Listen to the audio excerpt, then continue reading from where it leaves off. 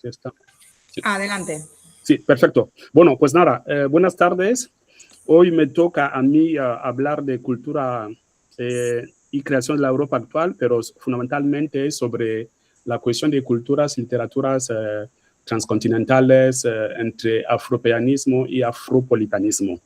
Entonces, quería volver un poquito sobre el objetivo del curso, que ha sido hasta ahora la interconexión entre afrodescendencias en sus presencias y complejidades, sus creaciones culturales, artísticas, literarias en España y en Europa.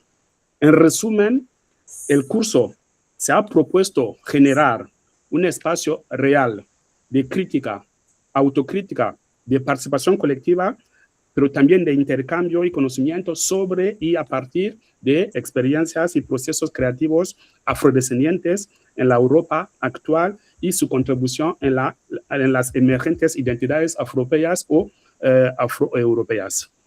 A partir de ello, se ha profundizado en temáticas como, yo creo que ya algunas temáticas las evoqué la otra vez, los afrodescendientes en España y en Europa, la memoria histórica colectiva y sus contradicciones, las tensiones de las herencias coloniales, los archivos coloniales y su actualidad, la emergente biblioteca postcolonial y sus contraarchivos, las dinámicas migratorias africanas y sus aportaciones, la evolución de las imágenes y representaciones de los afrodescendientes, los ciberactivismos negros, las políticas de género y afrofeminismos, la ciudadanía europea multirracial e intercultural, las memorias audiovisuales afrodescendientes y su recepción problemática, y la diversidad cultural, diálogo intercultural África-Europa, pero también la necesidad y la urgencia de las justicias epistémicas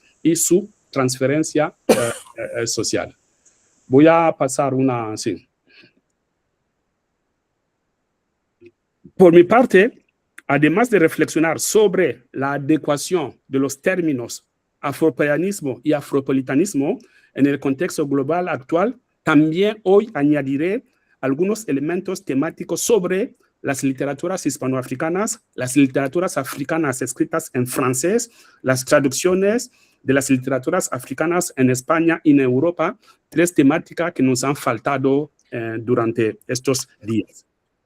Quiero volver sobre el término afrodescendiente, que alude en su primer momento a los descendientes o las descendientes de africanos esclavizados en las Américas y el Caribe. Y hoy en día es un término general que alude a las poblaciones de descendientes de africanos que viven fuera del continente africano. Por lo tanto, por tener una ascendencia común, es decir, África, son directa o indirectamente víctimas de la esclavización transatlántica y sus consecuencias coloniales y neocoloniales que aún perviven hoy en día en forma de dos categorías que voy a usar mucho a lo largo de esta charla, la carga racial y el trauma racial, que sigue siendo presente en los afrodescendientes.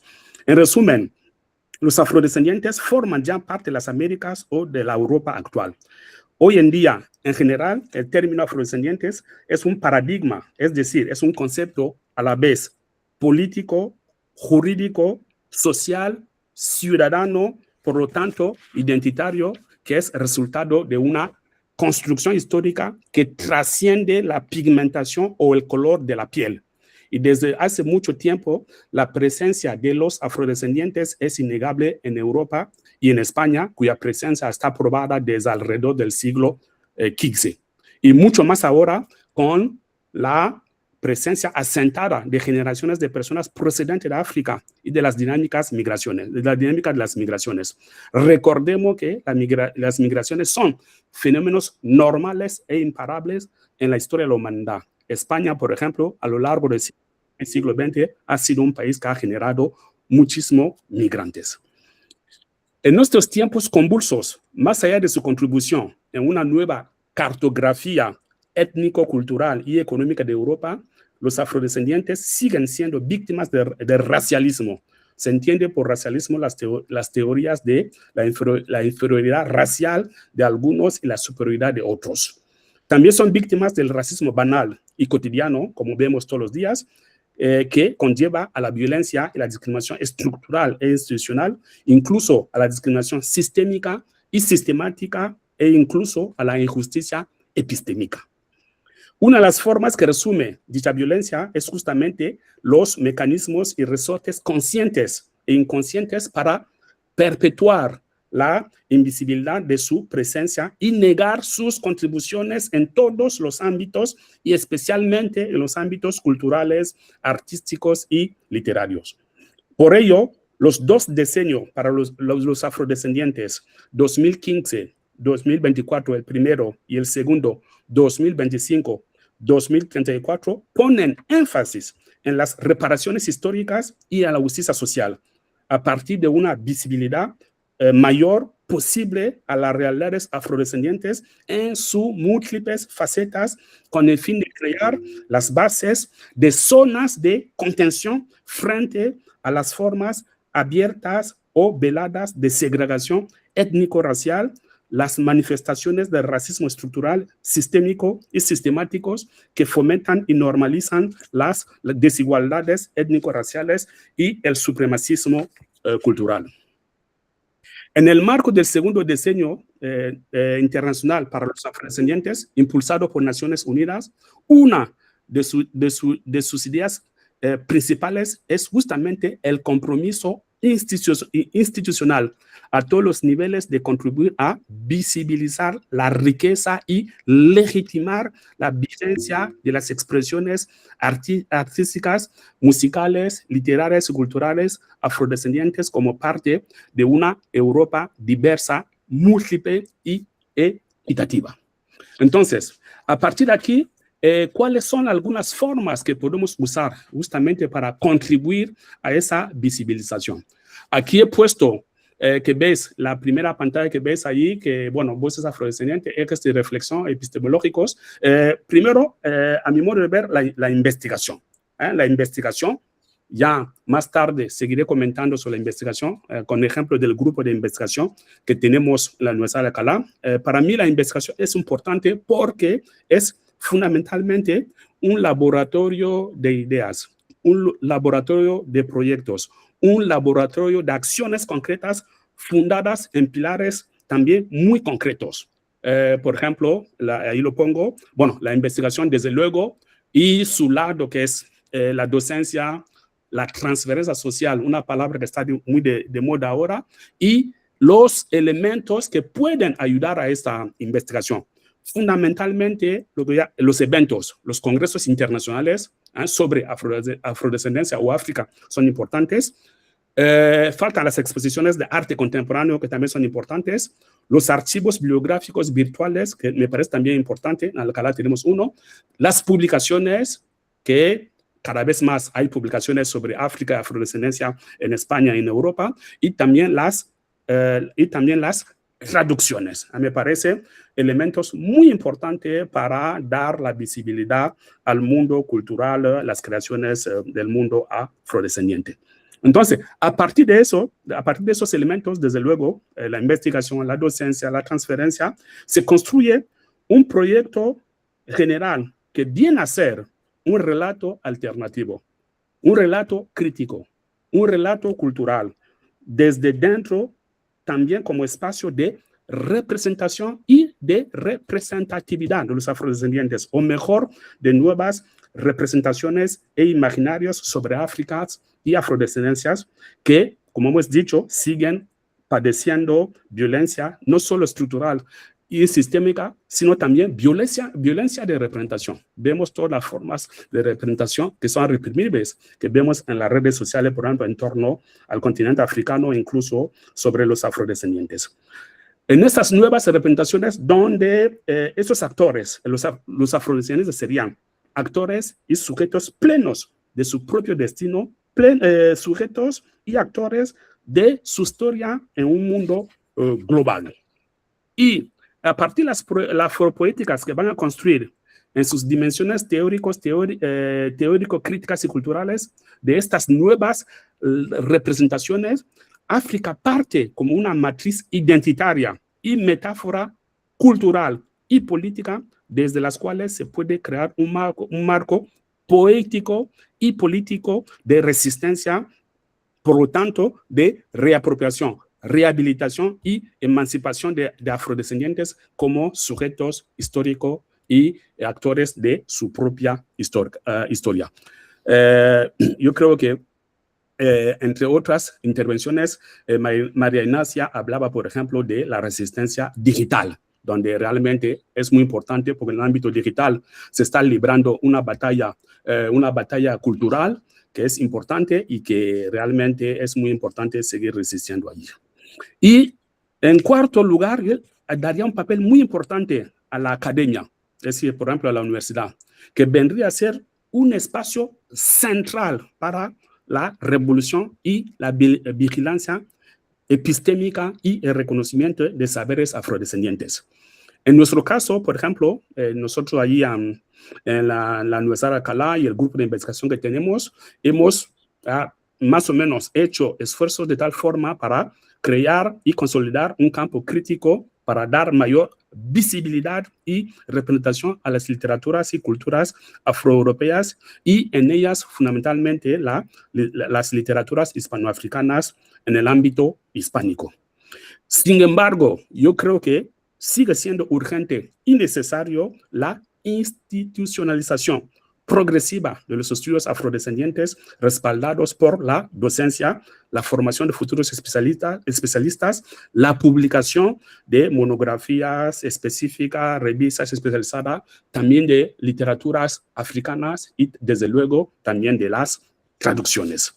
Y como complemento a eso, me parece capital los estudios literarios, dentro de los estudios culturales, que son importantes, también una renovación de la antropología, pero fundamentalmente los estudios literarios que constituían, a mi modo de ver, uno de los pilares de nuestro cuestionamiento epistemológico, ya que la literatura, o más bien el texto literario, es uno de los lugares de tensión cultural e histórica que intenta cubrir y recubrir los silencios y los vacíos de la historia hasta ahora padecidos por los afrodescendientes. Por lo tanto, la literatura ayuda a la comprensión del mundo, ya que es una de las representaciones culturales que intenta superar los momentos de la negatividad colonial y postcolonial, mostrando la relación entre el individuo y la colectividad, entre el pasado y el futuro, sin dejar de narrar las insuficiencias de la historia padecida y la historia por venir. Siempre hago que hay una tensión entre la historia negada y la historia proyectada, que son dos conceptos muy importantes para entender a África y también la afrodescendencia. La implementación de inéditas epistemologías que legitiman utopías emancipatorias, me parece muy importante de las utopías emancipatorias, a partir de la visibilidad de las prácticas artísticas y culturales de las comunidades africanas y afrodescendientes en un contexto mundial convulso. Para ello, me parece importante los conceptos que he puesto allá abajo en esta diapositiva que tenemos, que son el concepto de transcontinentalidad, el concepto de travesía, sugerido por el filósofo camerunés Jean Godofroy Bidima, el concepto de afropeanismo, que ha trabajado mucho la escritora de origen camerunesa Leonora Miano, y el concepto de afropolitanismo del filósofo camerunés Achille Mbembe. Y a estos, desde luego, añado en el marco literario fundamentalmente el concepto de literatura mundo y también el diálogo de cultura, muchas veces evocado por Léopold Sédar Senghor. Pero, ¿qué entendemos por todas esas palabras? Primeramente, el concepto de transcontinentalidad, que es, a mi modo de ver, una modalidad, un resultado de la movilidad de los seres humanos, de las culturas y de las literaturas, marcado por el inevitable transnacionalismo y la imprevisible heterogeneidad, la transcontinentalidad cultural y literaria implica, por lo tanto, una dialéctica de arraigo y desarraigo, una pugna constante entre identidades asentadas e identidades en devenir, que van a ser temas muy importantes en la literatura de las migraciones, pero también en las literaturas afroeuropeas. El segundo concepto, que es el concepto de la travesía, que tomo prestado del filósofo camerunés Jean Godofroy Bidima en su libro La filosofía negroafricana, donde dice exactamente que el arte de la travesía es compromiso, tradición y política. Lo esencial en nuestra apreciación del arte de la travesía es que este sea atento no a las constantes, sino a las circunstancias y a las zonas de bifurcación. Muy importante la palabra bifurcación en cursiva. Sigue, es un arte que toma el objeto del arte como coartada para observar en cada práctica social africana la variación y las desviaciones de las trayectorias delimitadas. El concepto de variación, desviación y bifurcación también lo veremos posteriormente en las obras de Achille Mbembe. Y el tercer concepto, que es el afropeanismo, tiene en cuenta el reconocimiento y la múltiple legitimidad de las personas de ascendencia subsahariana nacidas o educadas en Europa. Aunque vivan en minoría por la falta de reconocimiento, como vimos ayer con la conferencia de Tony, su identidad cultural ni su pertenencia ciudadana no se resumen a su pigmentación.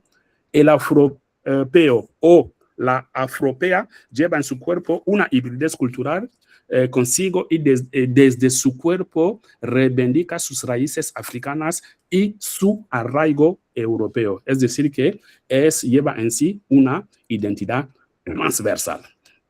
En cuanto al concepto de afropolitanismo, es un paradigma epistemológico forjado por Achille Mbembe, se puede resumir como la desconstrucción del ideal de la pureza racial o cultural hegemónica y que también viene a ser como una figuración o más bien una prefiguración postcolonial de la hibridez en sus múltiples facetas. Como versión alternativa del cosmopolitismo en el marco de una emergente topografía humana, el afropolitanismo como ética y estética, hablando de dos elementos que son muy importantes, la ética y estética, que son dos dimensiones que tendrían que ver toda la creación cultural afrodescendiente, reflexiona igualmente sobre otro ideal de convivencia humana y funda la construcción dialógica y dialéctica de nuevas narraciones culturales, literarias e identitarias. En resumen, a partir de estos paradigmas epistemológicos,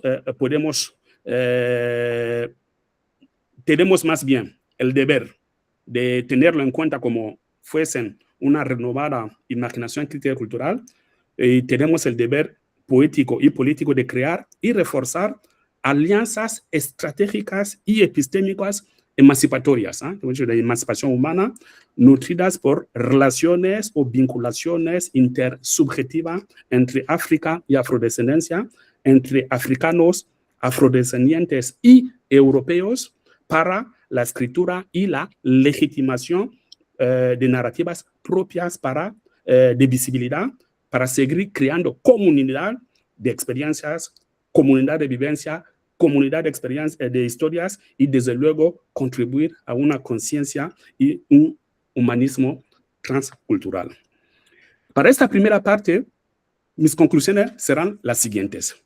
Primero, África es múltiple. África es aquí y allá.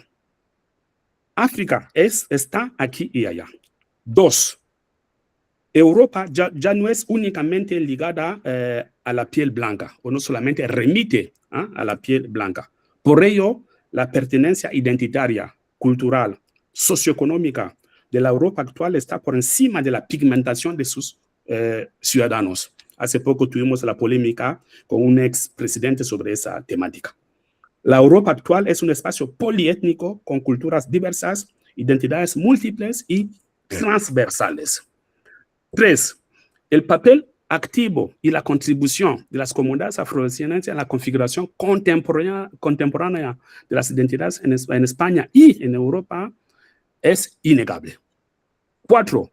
El lugar de los afrodescendientes en la Europa actual permite repensar los límites de los discursos culturales hegemónicos y a tejer narrativas inclusivas y justas de visibilización de los afrodescendientes en España, participando en un nuevo contrato de solidaridad intercultural en el marco de un humanismo transracial y transcultural global. 5. Desde la perspectiva general, descentrada y pedagogías antirracistas, las cuestiones afrodescendientes abren la posibilidad a políticas inclusivas que ponen encima de la mesa la dimensión inalienable de los valores de, lo he dicho varias veces aquí, de diversidad, equidad, igualdad, que son realmente valores inalienables. 6. La perspectiva descentrada y antirracista también promueve la necesidad de una descolonización mental generalizada y de una nueva conciencia humana e intercultural compartida. 7. La articulación de nuevas éticas y estéticas de representación y representatividad de voces africanas y afrodescendientes y de sus aportaciones indiscutibles en la convivencia intercultural y multirracial en España y en Europa tienen que ser tomadas en cuenta. 8. Los cuatro pilares, los cuatro paradigmas que hemos evocado anteriormente, transcontinentalidad, travesía, afropeanismo, afropolitanismo, tienen como punto en común que las culturas no constituyen una esencia. Muchas veces caemos en la defensa a la ultranza de incluso de una cultura africana también pura, que no solo es la cultura europea que muchas veces aparece como una cultura pura, incluso la africana, y también tenemos que emprender una crítica de la pureza de la cultura africana. Por lo tanto, no contienen una esencia pura, son más bien trayectorias, movimientos, mediaciones, puntos de partida o posicionamientos dinámicos y creativos que toman en cuenta lo que he dicho anteriormente, la multiplicidad de las Áfricas, es decir, aquí y allá, y también de las diásporas afrodescendientes. 9. Entre conciencia histórica, conciencia lingüística, ya veremos la discusión sobre la cuestión de la lengua para los países africanos, por ejemplo, a raíz de la colonización, pero también entre conciencia identitaria, la expresión literaria de la poscolonia en el contexto afrodescendiente y afroeuropeo constituye un espacio imaginario y una poética de estrategias de invención de un futuro alternativo y de emancipación apremiante del africano o afrodescendiente como sujeto histórico que viene a ser como una negación del africano o afrodescendiente simplemente como objeto histórico, más bien para hacer de sí mismo un sujeto consciente, capaz de transformar la historia y asumir su empoderamiento en un contexto universal. Por lo tanto, para acabar esta parte, solo a partir del diálogo, la cultura, la educación, como actos políticos y poéticos de visibilidad, de autoconocimiento y conocimiento, de conocimiento y reconocimiento, por lo tanto, de legitimación, las emergentes identidades afropeas podrán ser asumidas y aceptadas en la sociedad española europea sin ser constantemente cuestionadas.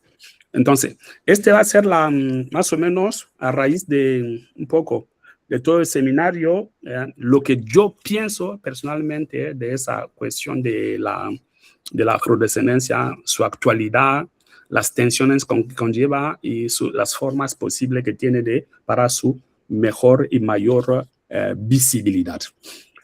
Como nos había quedado por lo que he visto, que me hubiera gustado, que por eso lo voy a hacer, fundamentalmente las literaturas africanas en francés y en lengua española se habían quedado por ahí, tenía un cierto remordimiento que terminar el curso sin poder hablar de ellas, por eso que he acortado esa primera parte, aunque únicamente me hubiera gustado hacer una parte teórica sobre la cuestión afrodescendente en Europa, pero bueno, voy a completarlo con lo que tenemos de esas literaturas. Una cosa que es muy importante, yo creo que lo habló Marta Sofía lo dijo, que fundamentalmente los escritores negros se dan cuenta de su alteridad racial y cultural cuando llegan a Europa. Es decir, que es justamente tras la esclavitud, tras la colonización, es cuando los escritores, por ejemplo, en el caso francófono, al principio del siglo XX, cuando llegan a Europa y cuando se dan cuenta realmente de que son diferentes y esa diferencia es objeto de ser víctima fundamentalmente del racismo y de la exclusión. Por eso surgen lo que Said llama políticas de resistencia o políticas nativistas de resistencia. Veremos la palabra nativista en este ámbito es muy importante en ese sentido. Entonces, aquí tenemos a los tres padres, por ejemplo, de la negritud en los países francófonos. Tenemos, bueno, desde luego Césaire. Fíjense que como era muy común que en ese momento había como una especie de entendimiento entre diferentes partes del mundo y diferentes partes del mundo de África y también del Caribe y de Latinoamérica. Tenemos a Césaire. Hemos perdido la presentación, William. ¿No? La hemos perdido, sí. ¿No se ve? No, no se ve. Voy a ver cómo... Sí, tenía aquí la... Aquí no se ve, no. Tengo que volver a... voy a volver a subirla. Sí.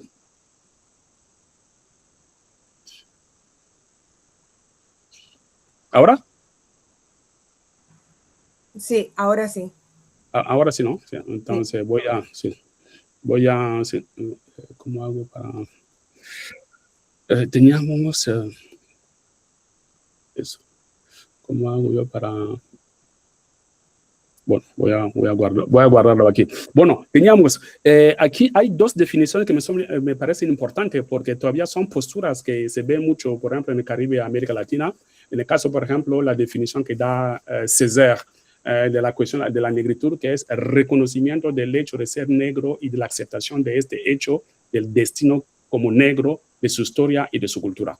Y por su parte, Senghor dice que la negritud es el patrimonio cultural, los valores y sobre el espíritu de la civilización negro-africana. Serían los tres padres fundadores. Bueno, en la discusión podemos hablar de detalles de estas tres figuras. Aquí he puesto, fíjense que a lo largo de la presentación he puesto todas las traducciones posibles. Todas las traducciones posibles que he encontrado para las distintas obras que iré citando. Por ejemplo, el término surge a raíz del texto de Césaire que se llama Caída del cuaderno de un retorno al país natal. Fíjense que he puesto la primera edición en castellano, que es una traducción de Lía Cabrera, y creo que es del 39, creo que es justo después de la publicación del cahier. Y lleva las ilustraciones de Wilfredo Lam. Wilfredo Lam, que es sino-cubano, porque uno de sus padres era sino y otro era de origen, bueno, negro, era negro. Es muy importante tener en cuenta eso porque en los encuentros en París, por ejemplo, se dan cuenta que hay una especie de solidaridad entre los afros que vienen del Caribe de América Latina y los africanos que llegan también para estudiar. Y uno de los libros que recoge todo el patrimonio de esa primera parte de la poesía de la negritud es justamente esa antología de Léopold Sédar Senghor, que también al lado he puesto la traducción de esa antología que ha hecho una compañera nuestra, que es Marta Asunción Alonso, que es profesora en Alcalá de Henares y que trabaja también, que ha hecho también las traducciones de la obra de Maryse Condé. Y al lado he puesto lo que sería justamente las obras importantes de la obra, que es un solo poema. Ese libro cabe los 6 poemarios de Senghor y tenemos muy buenas traducciones en castellano. Tenemos, por ejemplo, esa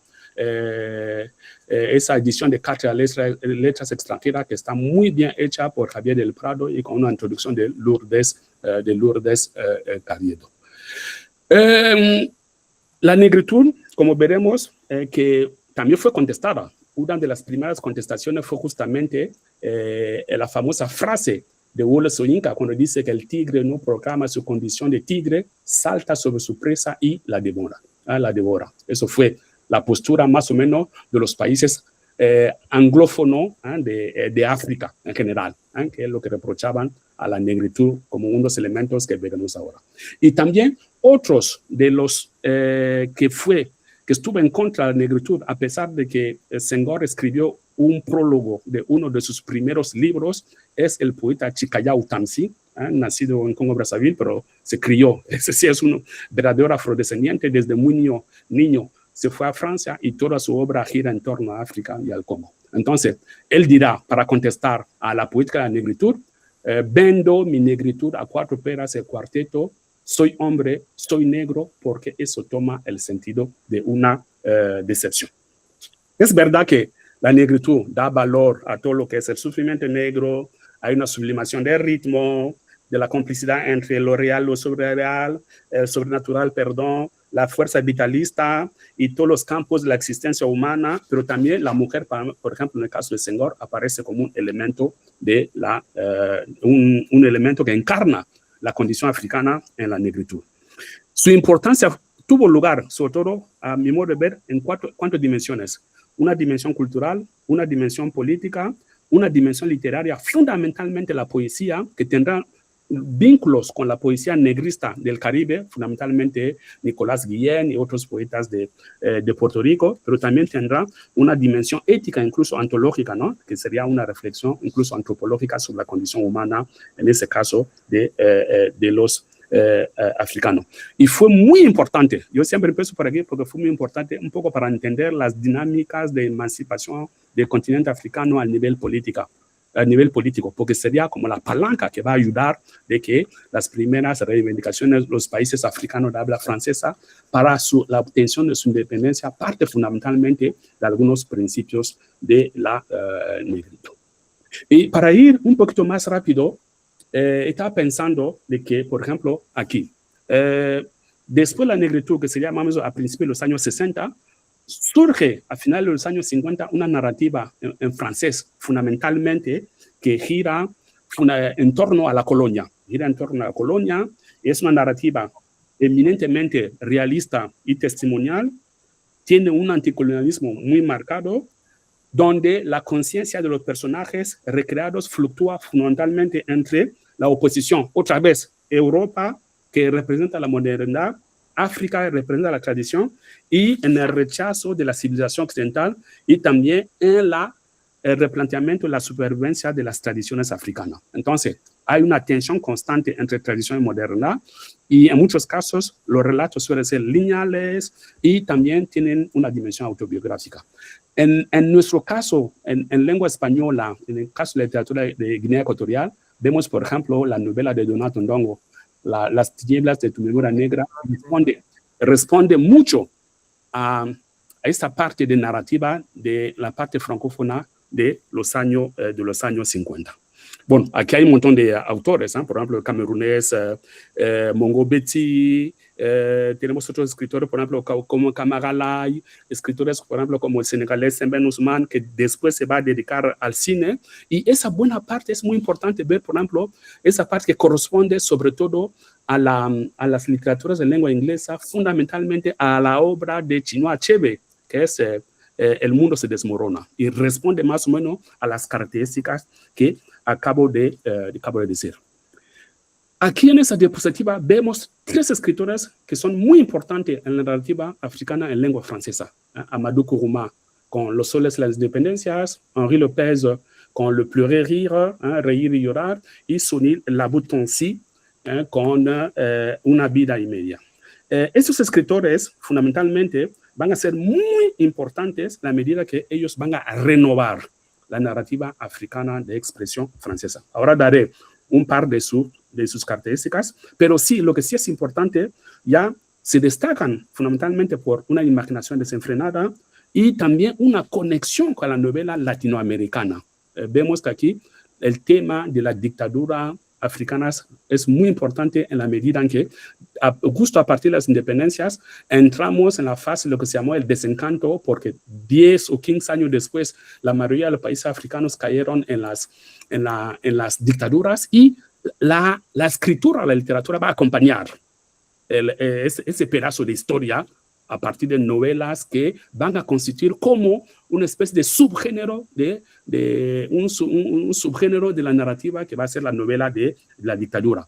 Recordemos las novelas de la literatura latinoamericanas que son muy importantes en la historia de América Latina, que son, por ejemplo, pienso en El otoño del patriarca de Gabriel García Márquez, El recurso del método de Aloysius Carpentier, Yo el Supremo, que es una gran novela de Augusto Roa Bastos, incluso Miguel Ángel Asturias en su novela El señor presidente. Aquí lo que es importante, la muestra de una gran conciencia lingüística que el escritor pone al servicio de la historia y de una utopía. Como he dicho, esas tres novelas realmente son consideradas como la entrada de la moneda literaria, literatura africana en lengua francesa. En cuanto a la lengua, por ejemplo, Amadou Kourouma dice, vemos que la lengua francesa, por ejemplo, en África, incluso hasta hoy, es una lengua de formación, de educación, lengua, en muchos casos, lengua oficial, y es también lengua de emancipación, profesional también. Pero aquí en la narrativa se empieza a cuestionar porque los escritores aportan elementos distintos a la lengua que han heredado. Por eso que Amadou Kourouma, por ejemplo, se permite decir, hay una especie de devoción y de fetichismo excesivo en torno a la lengua francesa. Por eso que el escritor tiene la función de deconstruir esa relación forzada, falsa, artificial con la lengua heredada con la colonia. En esos tres tenemos fundamentalmente que el texto es a la vez polifónico, recoge el acervo cultural y étnico y se inunda de neologismos, préstamos lingüísticos, giros locales, metáforas, dichos, proverbios, conceptos tradicionales, figuras de estilo de las lenguas africanas. En el caso de Kourouma, con el malinké, que es una lengua de Costa de Marfil, y en el caso de Sonny Laboutansi y Henri Lopez, Sonny Laboutansi del Kikongo y Henri Lopez del Lingala, que son dos lenguas nacionales de África Central, fundamentalmente de la República del Congo. Pero además de la reinvención del lenguaje a partir de particularidades locales, las lenguas europeas en esas tres novelas buscan formas mucho más elaboradas a partir justamente de esos elementos. Y a ellos hay que añadir otras características que tendrán fundamentalmente esas literaturas, por ejemplo, la utilización de fuentes y procedimientos orales, como hemos dicho, las lenguas traídas, las lenguas nacionales, incluso tradicionales, la liberación del imaginario. Habíamos tenido hasta ahora una narrativa un poquito forzada, que tenía una visión fijada de la lengua y también del mundo. Sin embargo, aquí tenemos una narrativa mucho más dinámica y liberada a nivel del imaginario. Pero también tenemos una disolución de los géneros literarios, una reivindicación de una mayor libertad y también de una mayor subjetividad por parte de la historia, por parte de los escritores, y también, como hemos dicho, hay una especie de solidaridad, incluso parentesco literario con las escrituras latinoamericanas. Recordemos, en resumen, que el texto literario se escribe con la lengua, desde la lengua, para la lengua y hacia realmente una lengua que tendría que ser nueva, como dice Deleuze. Voy dando pinceladas, así de problemáticas que me parecen interesantes, que tenemos que abordar de estos escritores, de las escrituras africanas en lengua francesa. Aquí tenemos, por ejemplo, a partir de los años 80, la aparición de voces de mujeres. Vamos a ver, históricamente, la mujer siempre va a aparecer como un personaje secundario en la literatura escrita hasta los años, a finales de los años 70. Es solo a partir de los años 80, con ese libro que tenemos aquí, que es una carta tan larga de Mariama Ba, que realmente cambia un poquito la perspectiva desde el punto de vista de la mujer. Y la mujer no solo no aparecía, pero también era fundamentalmente la narrativa masculina objeto de desdén, de desconfianza y, por supuesto, estaba ausente y víctima, lo que llamamos la dominación masculina, es decir, opresión, por ejemplo, matrimonio forzado, también la poligamia o lo que llamamos las 3 S, silencio, sacrificio y sometimiento, que son fundamentalmente esas 3 S que la narrativa escrita por mujeres va a intentar superar. La hemos llamado autobiografías ficticias porque, bueno, yo siempre parto de la idea de que tenemos una biografía que se puede convertir en una autobiografía si anteriormente ha habido experiencias, vivencias que han pasado por privaciones, pruebas, esfuerzos constantes y que se merecen realmente ser contadas. Y fundamentalmente yo creo que responden al hecho de que podamos llamar esa literatura autobiografías ficticias. Porque, como veremos, hay más escritores, además de Mariama Ba, que es un libro que se publica en el año 80, es un relato muy, muy intimista, pero que vuelve sobre la condición de la mujer en el Senegal de entonces, pero bueno, suele ser una condición universal la mujer en el continente africano. Pero a partir de ello, veremos también otras cuestiones que van a plantear otras escritoras. Por ejemplo, aquí tenemos a Calixte Béala. Pero todas ellas, Calixte Béala, aquí al lado tenemos a Keng Bugul. Si vemos un poquito la historia de Mariama Ba, por ejemplo, a Keng Bugul, vemos las cuestiones que plantean fundamentalmente son la inserción efectiva de la mujer en la vida social, política, económica e intelectual de África. También hablan de la opresión masculina, del matrimonio sin el consentimiento de la mujer, es decir, el matrimonio forzado, la maternidad obligatoria. Por ejemplo, por primera vez en una novela, Calixte Béala, en uno de sus libros, dice: a mí no me gustaría tener hijos, por ejemplo, dice abiertamente. Y está muy mal visto en la sociedad africana una mujer que no tenga hijos, ¿no? Por ejemplo, por la consideración social que puede tener. La cuestión, por ejemplo, de la poligamia. Tenemos una novela, además de esta que está aquí, de Keng Bugul, donde Keng Bugul, ella misma, se presta a ser una de tantas mujeres de una figura importante religiosa en Senegal y narra su experiencia en un matrimonio polígamo. Otras temáticas serían la prostitución en sus formas abiertas o encubiertas, los conflictos con el cuerpo y sobre todo una cuestión que hasta ahora no había aparecido, la cuestión del deseo sexual de la mujer, es decir, la cuestión del deseo.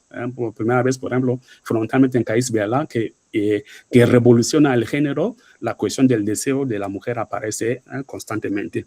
Y desde luego la cuestión del exilio, la migración.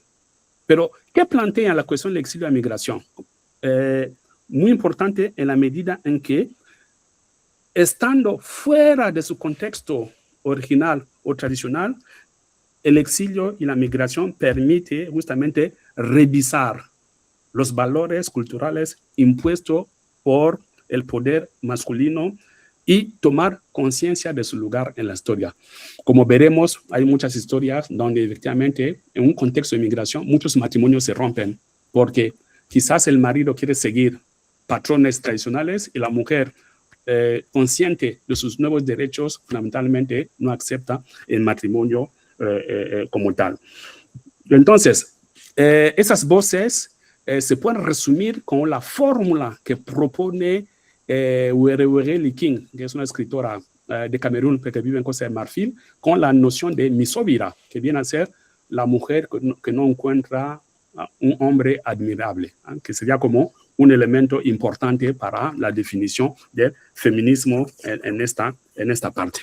Tengo más elementos aquí, pero bueno, para ir ganando tiempo, voy a ir pasando. Bueno, pasamos a las escrituras, lo que he llamado las escrituras transcontinentales. Es decir, que hay una definición de los hijos del periodo postcolonial o generación transcontinental es la que da uno de los escritores que está aquí, que es el Abdurrahman Waberi, que es de Djibouti, que los define como africanos nacidos un poco antes o después, un poco después de las independencias. Viven, escriben y publican en su mayoría fuera de sus países de origen, en Francia sobre todo. Aquí tenemos realmente ya en el medio de la cuestión que estamos, la cuestión de la afrodescendencia, porque evidentemente muchos de ellos han llegado muy jóvenes en Europa.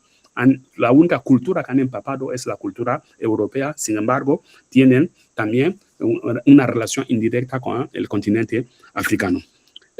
Aquí tenemos unos cuantos de ellos.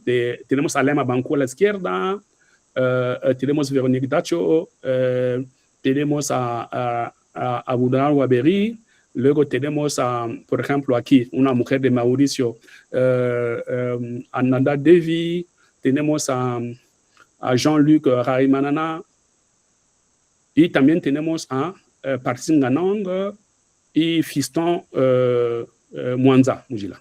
Entonces, si volvemos a ellos, por ejemplo, a todos ellos, es muy importante tener en cuenta fundamentalmente que para ellos la cuestión del exilio, de la migración, del viaje aparece como elementos importantes. Y también la presencia en Europa. Y a partir de ello, por ejemplo, abiertamente se dedican a la disolución de los géneros literarios, a la hibridez de los géneros literarios. Muchos de ellos son a la vez poetas, novelistas, incluso dramaturgos. Y también se interesan por otros géneros literarios, por ejemplo, la novela policíaca, que nunca había estado muy presente en la tradición francófona, sin embargo, aparece. Lo que sí es importante es que colocan al ser humano y sus diferentes experiencias humanas en el centro de sus historias, en el centro realmente de su narrativa. Por eso que hay una indagación del inefable, hay una voluntad de narrar temas que hasta entonces la literatura no había, en lengua francesa, fundamentalmente en esa parte de África, no había expresado. Por ello aparecen experiencias personales en el contexto de migración, en el contexto del exilio, narrado desde un punto de vista estando en Francia. Y también es muy importante que ellos no se disocian de África, porque narran también el malestar de la sociedad africana, los sueños rotos por las independencias, la inmersión violenta de África en la modernidad y también sentimientos universales humanos, la muerte, la vida, el amor, incluso una gran reflexión sobre la escritura y el papel del escritor. Como he dicho, el exilio, el viaje, la migración atravesan buena parte de esos escritores. Y también un elemento que viene a ser muy importante, que la mayoría de ellos son fundamentalmente, como he dicho antes, publicados, leídos y conocidos y reconocidos durante justamente viviendo en los países del norte. Y en la indagación de la cuestión de la migración, usan el texto para un poco indagar justamente todo lo que estamos diciendo, ¿no? El malestar en un contexto afroeuropeo y todo lo que supone a nivel identitario, a nivel de adversidades, a nivel de empoderamiento y lo que supone realmente la cuestión migración en ese sentido. Pero también eso les permite recoger la tensión entre tradición y modernidad, el peso de las sociedades postcoloniales en la globalización y, desde luego, el problema de la interculturalidad que va a aparecer constantemente en nuestros escritores. Entonces, tenemos a estos, como he dicho, Alema Bancu, Waberi, Tajo, Ananda Devi, Jean-Luc Raimanana. Bueno, ya todo el mundo ya pasaré las referencias. Parsin Ganong, Fiston. Y aquí llegamos a unos escritores que me parece muy interesante, que son Sami Chak, que va a ser fundamentalmente importante con esa novela que ha sido traducida al castellano, que se llama Puta Vida. Pero también es un autor interesante porque buena parte de su obra ocurre en América Latina y y en el Caribe. Y bueno, aquí solamente he puesto la novela que ocurre en México y La puta vida, que es una historia de un niño de origen africano en el contexto parisino y toda la violencia que supone el hecho de ser distinto y también todo lo que cambia en relación con su familia y fundamentalmente con sus padres. Es uno de los libros más recomendados sobre la cuestión del asentamiento de las segundas o terceras generaciones en Francia. Es un libro que ha tenido muchísimo éxito. Es uno de los primeros libros para esa colección de Gallimard que se llama Continent Noir. Fue uno de los primeros libros. Realmente hizo mucho ruido al nivel de recepción en París, en Francia e incluso en África. Y siguiendo con la cuestión de migraciones, que me parece uno de los temas que hemos dicho que es capital aquí, tenemos a Fatou Diom, que es una de Senegal. Fíjense que Fatou Diom, fundamentalmente, la cuestión de migración va a aparecer muchísimo en su creación literaria. Si lo veis un libro que está, creo que está ahí, ¿dónde está eso? ¿Veis? Aparece aquí, ¿no? Yo lo había visto, que es el libro que se llama La preferencia nacional. Yo creo que aparece allí. No sé si se ve bien, pero bueno, es para decir, es un libro que fue a finales de los años 90, más o menos, en Francia, cuando había un ministro de Interior que se llamaba Charles Pasqua, que fue una gran pesadilla para los extranjeros, los inmigrantes, fundamentalmente con todas las órdenes que había de reconducir la gente a la frontera. Y el libro se llama La preferencia nacional, que es un conjunto de relatos sobre experiencias vividas por inmigrantes fundamentalmente en Francia. Es un libro muy duro y hoy retoma uno de los pilares de la ideología de la extrema derecha en Francia, en España, perdón, actualmente, que reivindica eso, pero bueno, es una temática que ya había sido tratado a nivel de literatura en Francia. Y al lado tenemos otro libro también sobre migraciones, que es Le ventre l'Atlantique, Le ventre l'Atlantique, que es sobre migraciones y también las que aguardan, celles qui attendent, en francés, celles qui attendent, son las madres que esperan cuando los niños han ido a Europa y muchas veces no vuelven porque se han ahogado en el estrecho. Ahora, con eso termino allí, pero luego volveré sobre unas conclusiones sobre el texto de migración. Vamos a pasar rápidamente solamente me interesaba comentar la literatura de Guinea Ecuatorial, porque, bueno, a partir de los precursores, Leoncio Evita, Daniel Joel Matama, Raquel Ilombe, que además fue evocada por Lucía, tenemos las antologías que son muy importantes para el nacimiento de esa literatura.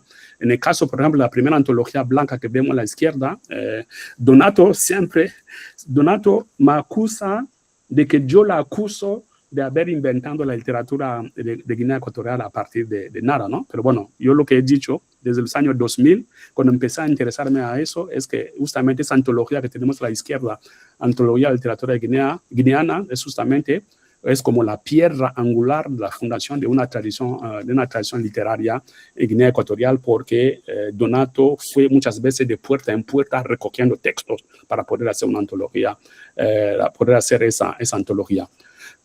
Y luego hay una continuación de esa antología, es la siguiente que tenemos ahí, que es con Donato y Mbarengom. Después Mbarengom hace otra con Gloria Nistal. Pero el valor de esa literatura realmente fue que dio pie a lo que sería después la literatura de Guinea Ecuatorial, que si la antología es de 1984, tendremos primeramente en 1985 la novela, que es un clásico de Marie Antoine, y como además al lado he puesto la traducción en francés, es una traducción muy lograda en francés, y como Au cœur de la forêt équatoriale, tenemos esta, y bueno, fundamentalmente sobre las costumbres desde el punto de vista de una mujer en un contexto de los años 60 en Guinea Ecuatorial. Y después de eso, de 85, hemos dicho, 84 la antología de Donato, 85 Ecomo, 87 el libro de Donato, que sería Las tinieblas de tu memoria negra. Las tinieblas de tu memoria negra, que vendría a ser como el segundo libro importante de Donato, además de todos los libros que tenemos aquí que va a crear después, pero Las tinieblas de tu memoria negra va a ser un libro capital que vendría a ser con Ecomo como los libros fundadores y clásicos de la literatura de Guinea Ecuatorial. Posteriormente tenemos varios escritores, Paco Zamora Bosch, Justo Boleca, José Fernando Ciale, tenemos a Joaquín Bomio, Juan Manuel Davis, Juan Tomás Ávila Laurel, volveremos sobre él, que repito a estos, Paco Zamora, Bolequia, Ciale, Bomio, Manuel Davis y Juan Tomás, y también otros que serían Maximiliano Ngoko, Recaredo Silebo Boturo, que es poeta, que dirige uno de los pocos grupos de teatros que hay en Guinea Ecuatorial, César Mba, y al lado está Guillermina Mecui, que también fue ministra, pero bueno, unas escritoras incipientes de literatura. Bueno, la obra es lo que es, pero bueno, podemos incluso volver sobre ello. Me faltó escribir su nombre, pero bueno, también es una de las escritoras. No se puede hacer una antología, una historia de la literatura guinea ecuatorial sin hablar con ella. Y tenemos nuevas voces. Esos dos escritores me parecen muy interesantes. Son recientes sus obras, Mitoa, con voces de Sonabia, y nuestro amigo Francisco Balovera Estrada, una novela publicada hace muy poco. Realmente es también una obra muy interesante en la medida en que renueva el imaginario de la literatura de Guinea Ecuatorial. ¿Por qué he puesto aquí este libro de César Mba? Porque el libro gira fundamentalmente al tema que estamos hablando, el tema de la migración, pero también el tema de la afrodescendencia, fundamentalmente en Europa. Por eso que os he enviado el poema de Soyinka, por eso he puesto el texto aquí, porque no sé si lo habéis leído, pero realmente es un poema que recoge muy bien toda la violencia o todos los prejuicios, ¿no?, que se vive fundamentalmente en el contexto, por ejemplo, cuando uno quiere alquilar un apartamento no puro, siendo no lo que no es esperado, todos los problemas que uno puede encontrar, ese poema lo recoge principalmente. Recomiendo muchísimo el libro de César Mba. A mi modo de ver, después de lo clásico, es uno de los libros realmente innovadores en la literatura de Guinea Ecuatorial, no solo por la lengua, por la forma, sino también por la temática que aborda y cómo lo aborda. Es decir, la dimensión poética del texto y la tensión entre arraigo y desarraigo, la búsqueda de la identidad y la confrontación al racismo e incluso a la discriminación de todo tipo está muy presente en esta obra y realmente vale la pena leerla, y el poema de Soyinka resume muy bien esta perspectiva.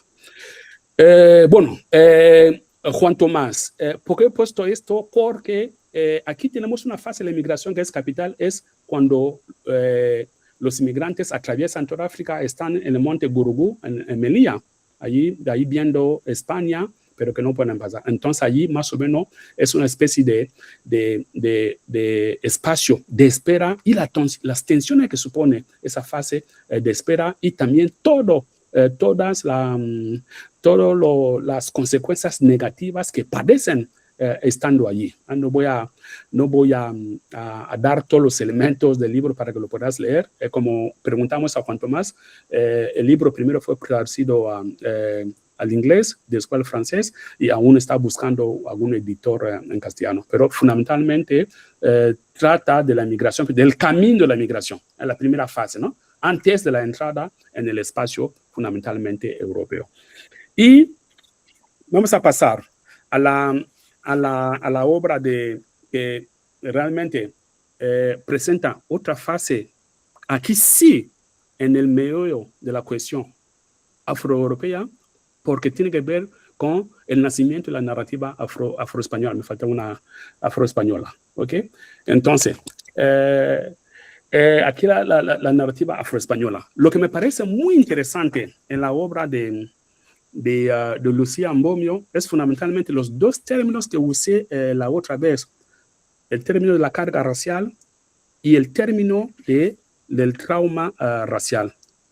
Porque constantemente vemos en los personajes de Lucía que los personajes, fundamentalmente mujeres, emprenden una tarea extenuante de explicar, traducir, justificar, vivir situaciones violentas, discriminación, decir constantemente por qué son españolas. Y tienen que dar constantemente explicaciones. Y eso conlleva la relación con lo que podemos llamar el trauma racial, que supone consecuencias psicomáticas y clínicas del racismo sobre la salud mental y física. Tenemos unos personajes que realmente están al límite por todo el cuestionamiento que tienen, como, no solo como personas humanas, sino también como personas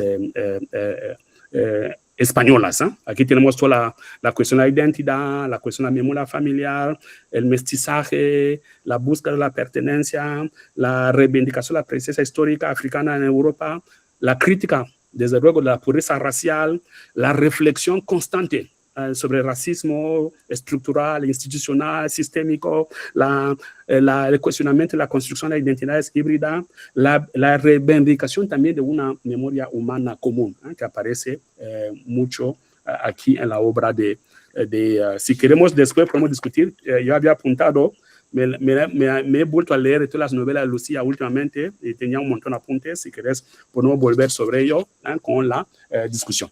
Voy rápidamente, desde luego no podía terminar sin comentar la obra de Trifonia, que me parece capital en el panorama de Guinea Ecuatorial en la medida en que justamente es no solo porque sea activista, sino también porque realmente es una gran crítica social a partir de personajes o mujeres marginadas y marginales socialmente. Yo creo que fundamentalmente aporta en la narrativa sobre todo la visibilidad y el reconocimiento de las diversas orientaciones sexuales, fundamentalmente la homosexualidad femenina y la condición queer. Cuestiona mucho el poder del patriarcado, la exclusión económica de las mujeres, la plena disposición de los cuerpos de las mujeres y también las tensiones generadas por el condicionamiento de la religión y otras formas de represión social heredadas de la tradición. Podemos, rápidamente, yo tengo una teoría que dice que, no sé si, que de Guinea Ecuatorial pasamos a literaturas hispanoafricanas porque a partir hay escritores que no son de Guinea Ecuatorial, pero que escriben en castellano por simple hecho de vivir en España, por no ver la característica. Ahora, por ejemplo, tenemos Agnès Agboton, Inogo Vimakome, que Lucía lo comentó. Tenemos también a los marroquíes que escriben en castellano, muchos de ellos son profesores de español en Marruecos. Y, por ejemplo, en el caso de Camerún, tenemos dos libros que son dos antologías que son importantes, de la poesía hispano-camerunesa de 2007 y el Carlos Dioses, que es una antología de narrativa de Camerún. Aquí, para terminar, volvemos sobre lo que hemos dicho, la importancia de la investigación, la docencia, la transferencia social, eventos, publicaciones, traducciones, y luego los conceptos que hemos utilizado. Rápidamente, nosotros, ¿cómo llevamos a cabo esto? El grupo de investigación que tenemos en Alcalá, de Áfricas y diásporas, imaginarios culturales y literarios, nos dedicamos a estos temas. Ya hemos lanzado varios congresos. En 2028 haremos el siguiente.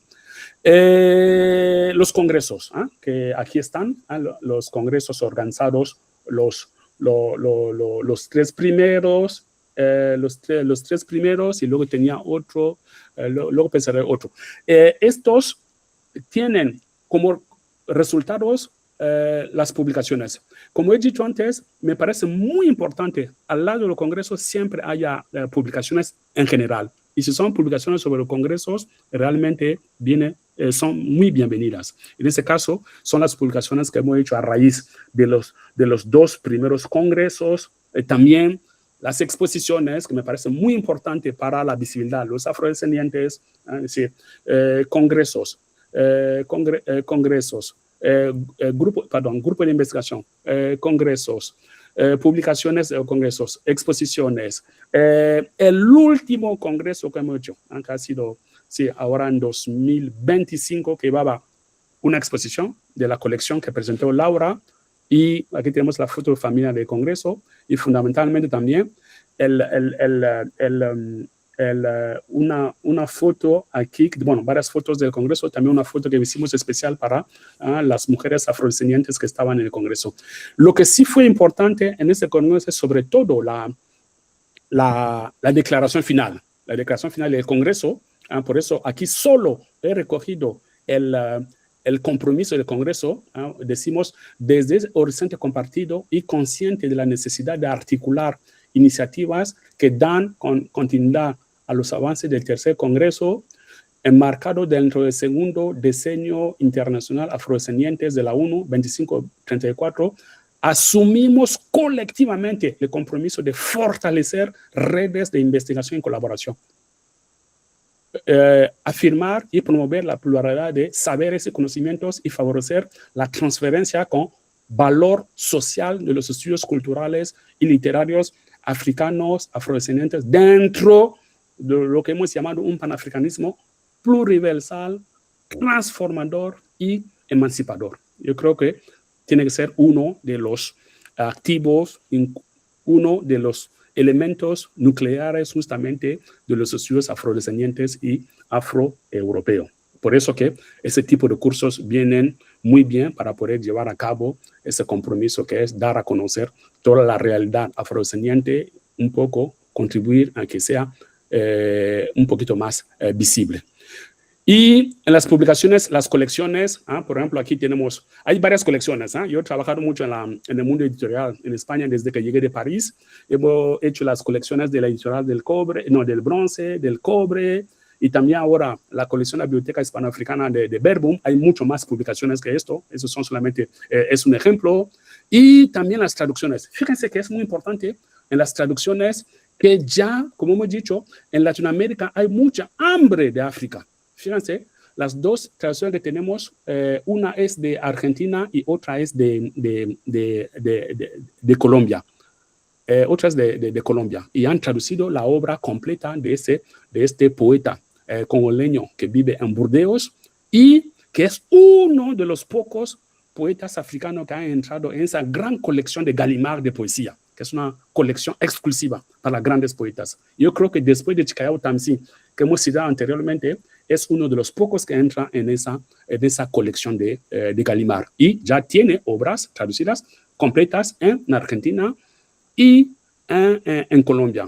Además, últimamente, los 2 últimos años he estado en Colombia fundamentalmente y la necesidad de conocer el continente africano y sus creaciones es imparable y se está haciendo muchos esfuerzos en ese sentido, siguiendo todo lo que está haciendo en España fundamentalmente al tener una lengua común. Y también otras traducciones, por ejemplo aquí, la obra de este escritor Wilfrid Nsonde, por ejemplo, un editor mexicano ha publicado 2 de sus libros que fueron presentados en la cumbre afro en Puerto Rico en marzo último. Y también otras traducciones. Nosotros hemos hecho una traducción de esa antología. Es un proyecto que tengo hace 30 años cuando estaba en París. Y finalmente ha salido en Colombia con ilustraciones de la hermana del escritor fallecido Manuel Zapata Oliveira, que es Delia Zapato Oliveira, que es una gran artista multidisciplinar, fotógrafa y también experta en danza. Todo el libro lleva sus ilustraciones y son 10 cuentos traducidos de las Antillas francófonas y del África francófona. Y bueno, por último, ya con eso vamos cerrando, la literatura al mundo. Yo creo que una de las cosas que existen justamente el prejuicio sobre África, pero también hay que tener en cuenta lo que Juan Tomás llamaba inteligentemente la ventana única, que sería, para retomar la idea de Goethe, de una literatura única, ¿no? Donde que sea un espacio donde toda la literatura podían compartir, ¿no? Sus aportaciones. Aquí tenemos, por ejemplo, tenemos esos 3 premios Nobel de literatura africana, bueno, muy conocidos, creo, citamos Naguib Mahfouz en el medio, David Gordimer a la izquierda, a la derecha, y Soyinka a la izquierda, otros dos que tenemos Coetzee también de Sudáfrica, y Gurna de Zanzíbar al lado. Lo podemos discutir, y aquí aporto dos figuras que me parecen muy importantes, porque Ben Okri fue también un detonante, por eso yo hacía la pregunta a Marta Sofía, en la literatura en lengua inglesa por ganar el Booker Prize en 1991. Y tenemos a Mohamed Bougar Sarr, tengo un poco más de imágenes sobre él abajo, que gana el Goncourt, que es el premio en Francia más importante en literatura, en 2021. Mira aquí el libro de Ben Okri, que gana, recomiendo para en lengua inglesa, es uno de mis libros favoritos y que recomiendo como para la lectura. Y desde luego Chimamanda, sí, aquí también. He enviado un cuento que aparece en ese relato en ese libro de relatos, algo alrededor de tu cuello, que son relatos, muchos de ellos giran en torno a la inmigración, fundamentalmente en Estados Unidos, y las consecuencias, ¿no? De todo lo que he dicho, la carga racial y el trauma racial que van a aparecer fundamentalmente en esas migraciones, y americanas desde luego. ¿Y por qué he puesto esto? Lo he puesto por una razón muy sencilla. Fíjense que René Maron es el primer Goncourt negro de 1921, con esa novela Batuala, que fue traducida inmediatamente en España por un escritor sevillano que se llama José Mas. Inmediatamente fue traducido, aunque es una traducción muy difícil de encontrar. Aquí tenemos una nueva traducción de esta novela. He puesto esta foto porque después de 1921 tenemos 1991 para que otro escritor afro tenga un premio Goncourt. Es Patrick Chamoiseau, conocido. Tenemos la traducción a la izquierda con Texaco en 1991. Y habrá que esperar 2021 para que Bougar Sarr tenga el premio Goncourt en 2021. Es decir, de René Maron, 1921, a Bougar Sarr, 2021, 100 años exactamente para que un escritor de África negra tenga, no el Goncourt, los pequeños Goncourt que están al lado del Goncourt, sino el Goncourt puro y duro, ¿no? Que sería justamente por esa novela recomendable, que es maravillosa, que se llama La plus secrète mémoire des hommes, la más recóndita memoria de los hombres. Y para terminar, únicamente imágenes de los conceptos que hemos utilizado. Me parece muy importante la obra de Léonard Miano, todo gira la cuestión de afro-europea, la cuestión de la raza. Fíjense que es muy importante ese libro que se llama Marianne y le garçon noir, porque una de las violencias que se ejerce sobre los afrodescendientes es fundamentalmente sobre los chicos negros. Yo creo que hablaba de ello creo que Lucía, que son fundamentalmente son los que más reciben violencia fundamentalmente por parte de la policía. Y aquí hay una reflexión de Léonard Miano sobre el chico negro, luego la cuestión de la blancura, la blanquitud, bueno, como lo creamos, lo queramos, y también el concepto de la afro-europea que aparece en ese libro. Aquí tenemos, hay un libro traducido de ella, que es Vivir en la frontera, que está aquí el libro, el título original, y luego también la cuestión de estos relatos que tenemos aquí, Afro-European Soul.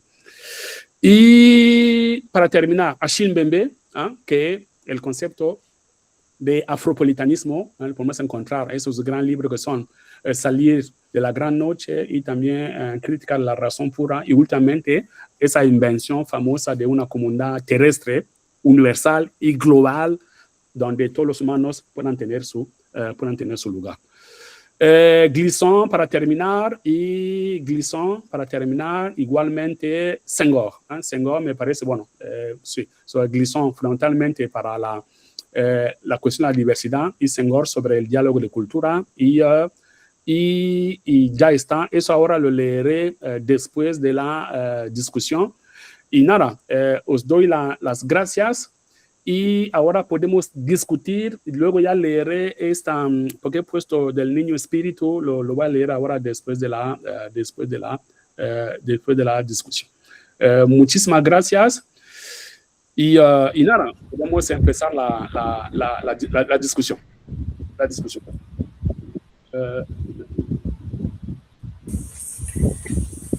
Muchas gracias. Durante la intervención, bueno, has estado maravilloso. Ha habido personas que han escrito, te han sugerido en el chat alguna cosilla. Lo digo porque si quieres leerlo antes de que comience. Bueno, sí. Sí, hombre, desde luego. Es que no puedo citar todos los nombres. A WhatsApp, sí, desde luego. Es un libro que se llama La Negreza. Kemi Seba, desde luego. Sí, bueno, es que la cuestión de la negritud es un concepto muy, sobre todo ahora, cómo se ha retomado. Tenemos esa negritud afrocentrada, que retoma buenos postulados, la negritud senghoriana y de Césaire. Pero yo siempre, sinceramente, yo coloco la negritud en el contexto actual y yo pienso que no podemos retomarlo tal como lo concibieron fundamentalmente, como lo tenía Senghor, como una cuestión esencialista. Yo creo que tenemos que superar el esencialismo. Yo creo que el racismo viene justamente porque el racismo es esencialismo. Uno es superior por ser, viene de una esencia, por ser diferente desde una esencia. Yo creo que tenemos que superar realmente esa postura. Más cosas.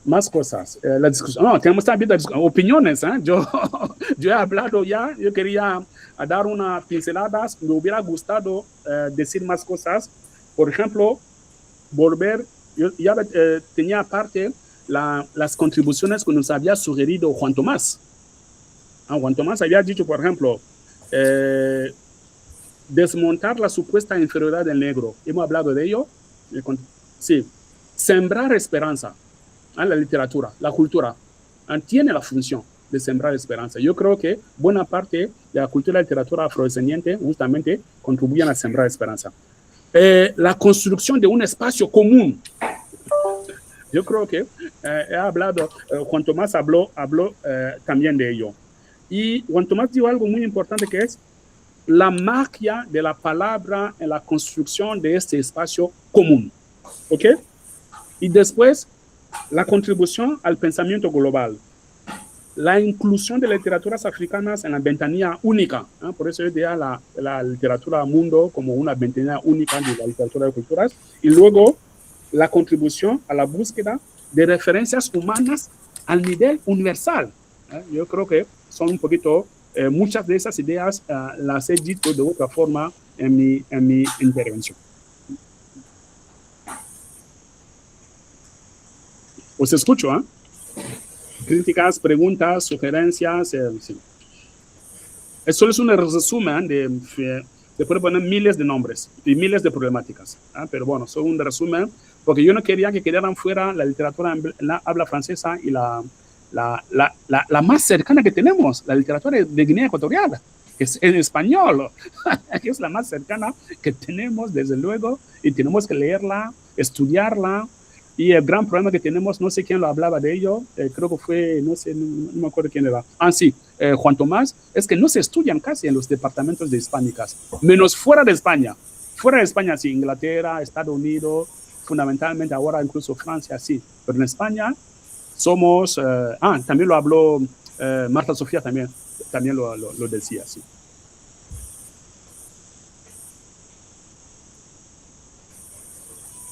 Sí. María. Bueno, yo primero de todo, Wilfried, darte las gracias por esta ponencia y porque a lo largo de estas semanas creo que la lista de libros que vamos a tener que leer todas las presentes es inalcanzable, pero estará ahí. Y nada, yo quería preguntarte un poco sobre la priorización de la literatura de Guinea Ecuatorial, porque yo no soy, conozco algunos nombres, los he estudiado, pero lo he intentado como comparar con la literatura nigeriana y de terceras generaciones. Entonces, una de las características del canon de literatura negra inglés escrito por autores de descendencia nigeriana es el uso de la mitología yoruba. y el realismo mágico en sus obras, que es algo que Lucía Embomio hace en su última novela. Y me vino o sea, pensé ayer en la charla en la que acudíamos, nos hablaba el compañero sobre que en la diáspora como que se ha perdido un poco o que se han criado las personas sin conocer la parte de la lengua o de la cultura. Entonces, yo quería preguntarte si nos podías contar un poco más sobre cómo, si las nuevas generaciones que pertenecen al canon de esa literatura de Guinea Ecuatorial están representando esa tradición y la cultura en la literatura, o por el contrario están priorizando la autobiografía en sus obras. Y de nuevo darte las gracias, ha sido un placer escucharte en el día de hoy. Bueno, muchísimas gracias por tu pregunta. Desde luego, la cuestión del uso de la mitología y del realismo mágico está muy presente. Por ejemplo, tenemos en Ecomo. En Ecomo, por ejemplo, muchos elementos que tenemos en la negritud, por ejemplo, la relación entre el ámbito animal, vegetal, está muy presente. Las tradiciones, la cultura local, la lengua, todo su significado, toda la cultura fan. Aparecen muchas costumbres en el marco de Ecomo. Y también tiene una parte de un elemento que es muy común en la literatura negroafricana de forma general, es la presencia, por ejemplo, de recursos orales. Por ejemplo, se remite mucho a los mitos, a las leyendas, a las epopeyas, y en Ecomo tenemos ese elemento. Okay. Si Ecomo es de 1985, pero tenemos los dos libros que he citado, el libro de tengo ahí dos novelas que he puesto, voy a mirarlo, perdona, que he puesto estas, no sé si todavía veis la presentación, si la veis. Sí, se puede ver. Sí, entonces tenemos esos autores, estos dos. Sí, por ejemplo, el libro de Mitoa, que es fundamentalmente, es una mitología.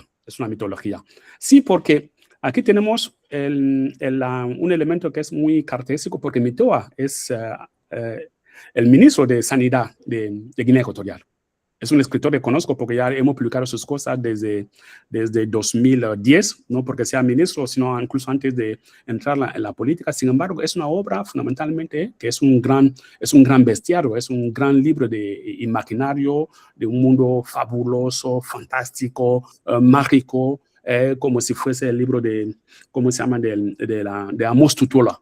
Fundamentalmente. Sí, son invenciones, son fábulas inventadas por el escritor. Luego tenemos el libro de Francisca Balovera, igual, la presencia también de una dimensión mágica que está muy presente. Y esos son, de todo lo que yo conozco, son las dos últimas publicaciones de los jóvenes que yo he leído, y que remiten fundamentalmente a tu pregunta, uso de la mitología, al realismo mágico.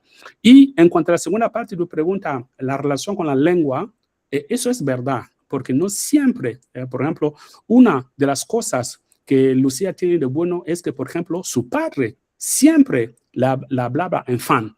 Entonces ella tiene una vinculación directa e inmediata con la cultura y la lengua fan, que no es el caso de todos los escritores, que incluso algunos que han nacido en África, que luego han llegado a Europa, y fundamentalmente los que han llegado, que viven en Europa, la relación que tienen con la lengua es una relación bastante problemática, porque muchos de ellos fundamentalmente no hablan las lenguas locales o las hablan mal.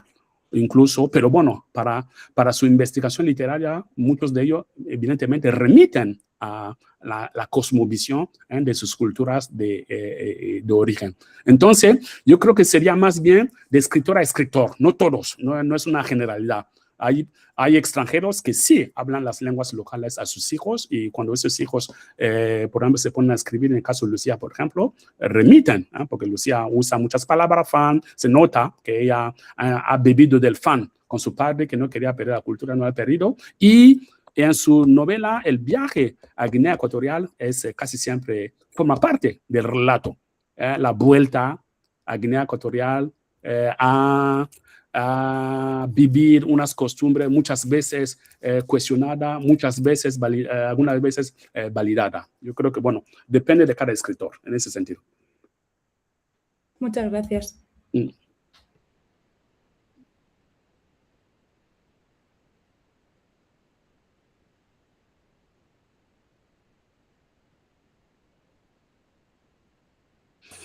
Bueno, como la experiencia es de, sí, es verdad que puede invisibilizar a los que viven en África, pero también lo que sí es cierto es que, bueno, hay un acceso a las telecomunicaciones, a los medios móviles que dan, entre comillas, una falsa globalidad, ¿no?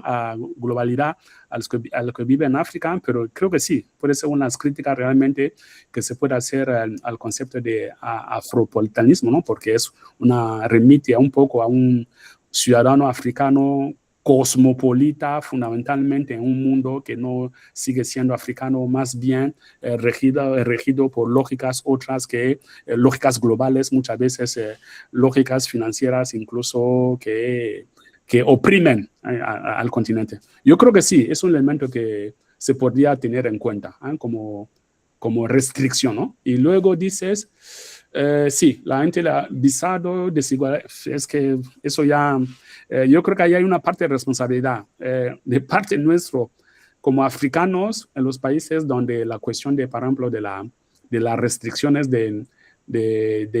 o en el Congo, por ejemplo, la cuestión de los pasaportes. No se da pasaporte a todo el mundo. Luego la cuestión del visado ya depende de los países europeos, pero también los países africanos tendrían que negociarlo de otra forma para que, por ejemplo, que tuvieran mucho más facilidades para que la gente viniera a Europa. Bueno, es un debate difícil, ¿eh?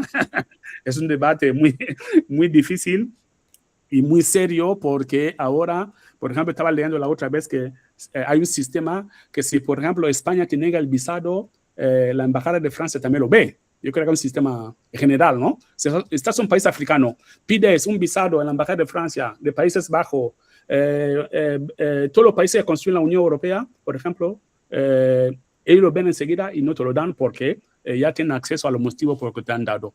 Por eso que la novela de Juan Tomás es importante e interesante, ¿no? Porque la cuestión del viaje, de atravesar todo el continente, estar frente a España y todo lo que viven. Otra vez, también tenemos una gran liberación en la fantasía porque una buena parte del libro, los personajes a primera parte, se van narrando historias que pueden ser reales o irreales. No sabemos qué dimensión tiene de invención o de fantasía. Las historias que se van narrando para poder pasar el tiempo, ¿no? Esperando para poder entrar a España.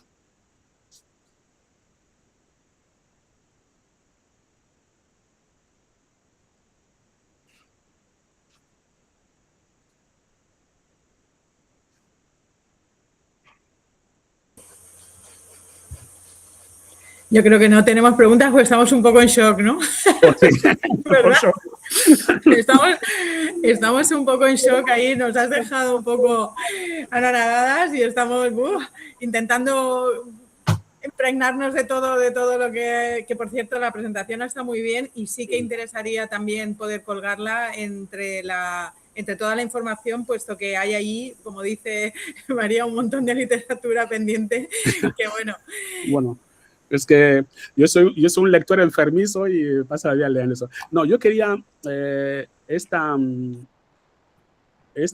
cita de Ben Okri en la carretera hambrienta. Yo siempre he pensado que en algún momento yo lo tenía por aquí, que es una gran metáfora de la conducción inconclusa, incluso africana y afrodescendiente, y también la subversión que supone esa condición. Solamente leer parte de lo que pone ahí, ya os lo pasaré. Nací no solo porque hubiera concebido la idea de quedarme, sino porque finalmente, después de tantas idas y venidas, sentía ya asfixiándome la presión de los grandes ciclos temporales. Recé para que se me concediera la risa. Pedí una vida sin hambre, y recibí paradojas por respuesta.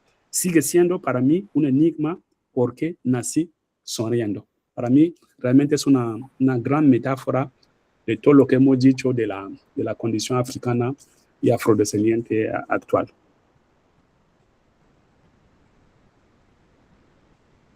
Hay dos preguntas. Sí.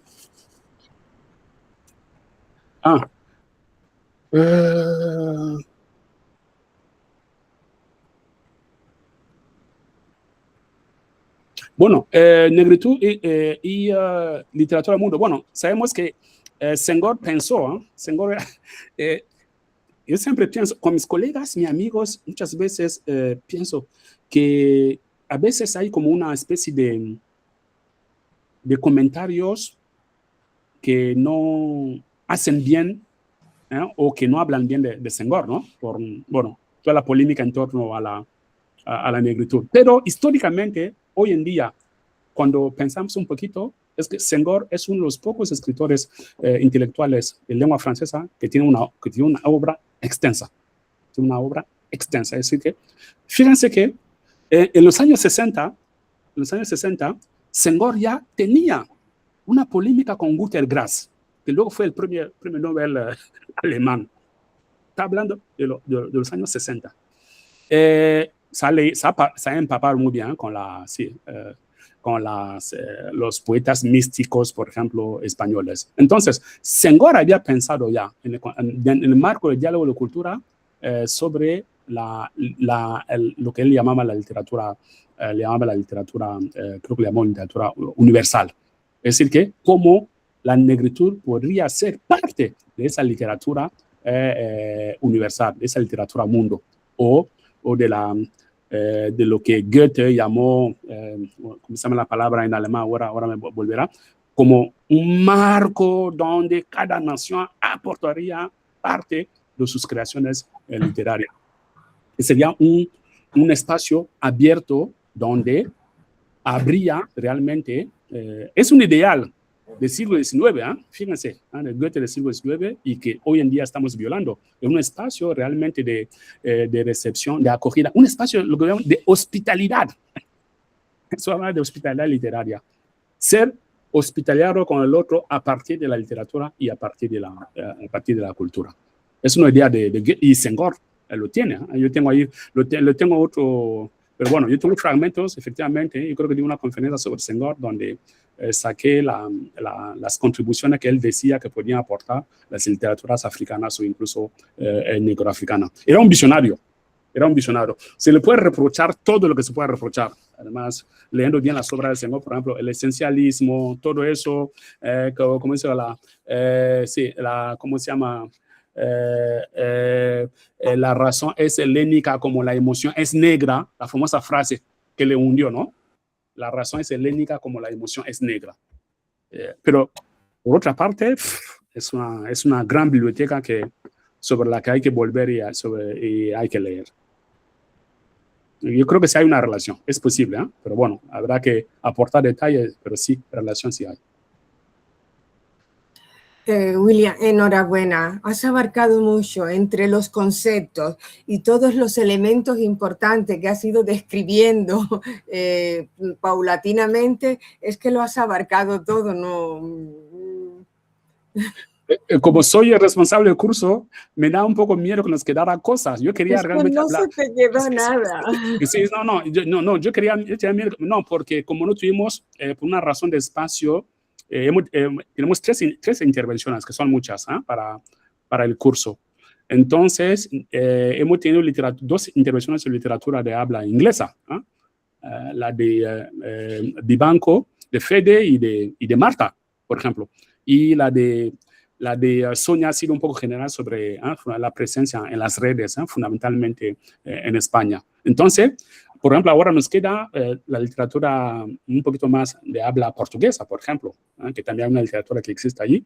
Creo que si hacemos un curso, habrá que volver sobre ello. Entonces, la idea es dar un poquito un panorama de las problemáticas que plantean y que se enfrentan esas literaturas. Y una de las problemáticas es justamente la cuestión de la lengua. Yo quería comentarlo porque me parece una cuestión muy importante.